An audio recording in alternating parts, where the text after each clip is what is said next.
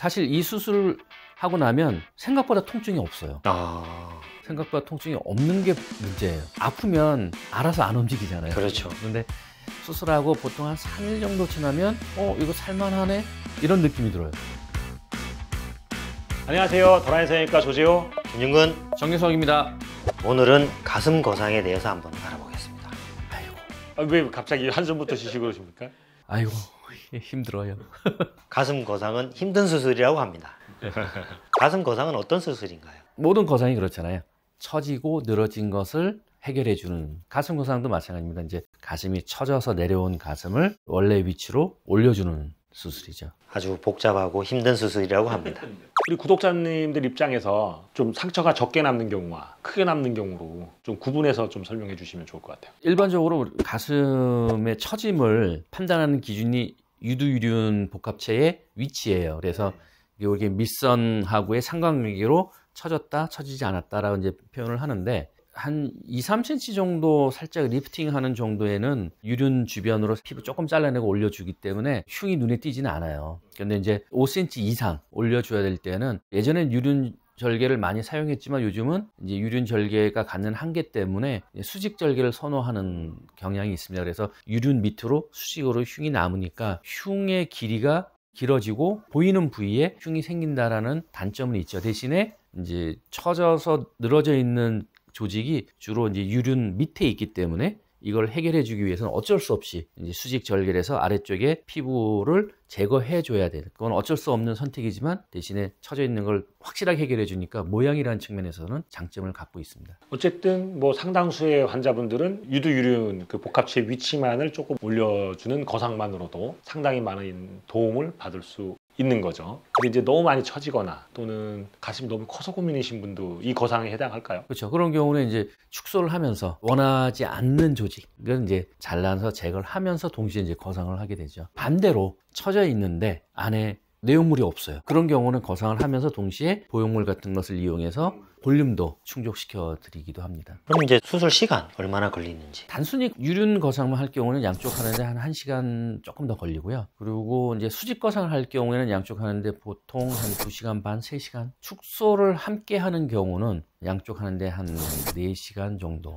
원장님 힘들어하시는 수술이 맞겠네요. 특히 이제 가슴이 크면서 많이 처진 경우는요, 어시스트가 잘 잡지 않으면 수술하기가 굉장히 어렵습니다. 그림을 미리 그려서 하긴 하지만 절개할 때 칼의 각도나 이런 거에 따라서 결과가 달라지거든요. 생각보다 조금 예민한 수술입니다. 그래서 축소 같은 경우는 미용적인 목적도 있겠지만 수술 받으시는 분들이 무겁고 불편하셔가지고 어깨 아프시고 해서 받으시는 경우들도 꽤 되죠, 그죠?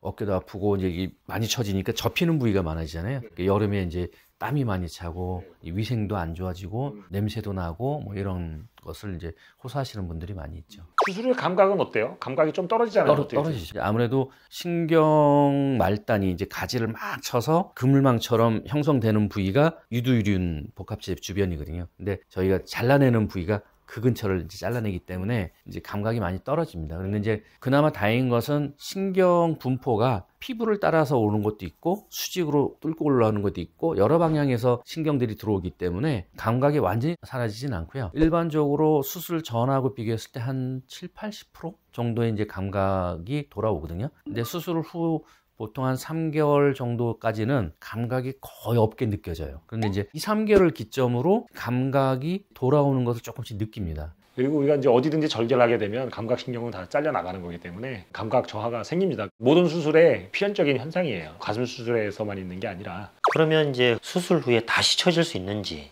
그렇죠. 특히 이제 축소를 하신 분들은요, 가슴이 큰 그 무게가 처짐의 요인 중에 하나거든요. 그런데 이제 그 무게를 굉장히 많이 줄인 경우는 문제는 없겠지만 줄이더라도 아직 여전히 큰 분들도 있어요. 그러면 시간이 지나면서 다시 중력에 의해서 서서히 처지는 분들이 있어요. 그리고 시간이 흐름에 따라 나이가 들면서 노화의 요인도 우리가 처짐의 요인이 될 수 있습니다. 그런데 크게 걱정할 필요는 없는 게 수술하기 전처럼 그렇게 처지진 않아요. 자연스러운 노화 과정 속에서 처짐이 있는 거지 수술 전처럼 굉장히 다시 많이 처지거나 그러진 않습니다. 그러면 마지막으로 이제 수술 후 주의사항. 굉장히 중요한 건데요. 사실 이 수술을 하고 나면 생각보다 통증이 없어요. 생각보다 통증이 없는 게 문제예요. 아프면 알아서 안 움직이잖아요. 그렇죠. 그런데 수술하고 보통 한 3일 정도 지나면 이거 살만하네?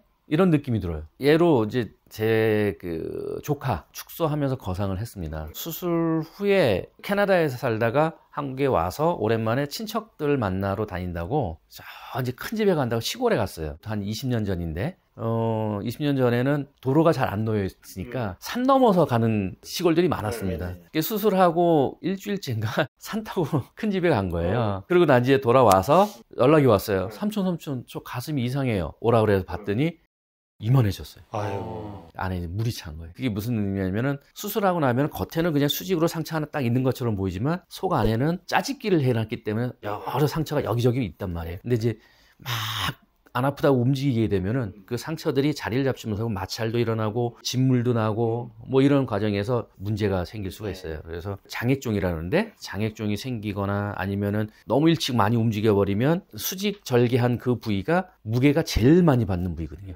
위에서 아래로. 그러니까는 상처가 막 벌어진다든지 이제 이런 문제가 생기거든요. 그래서 저는 수술하고 2주는 무조건 안정. 가벼운 일상생활 정도. 가벼운 일상 가능한데 오래 걷는다든지 오래 서 있는다든지 뭐 이런 것은 하지 마라. 절대로 무리하지 마라. 그렇죠. 최소 기간 2주입니다. 오늘은 가슴 거상 수술에 대해서 알아봤습니다. 오늘 내용이 도움이 되셨다면 구독, 좋아요. 알림 설정 부탁드립니다. 안녕. 안녕.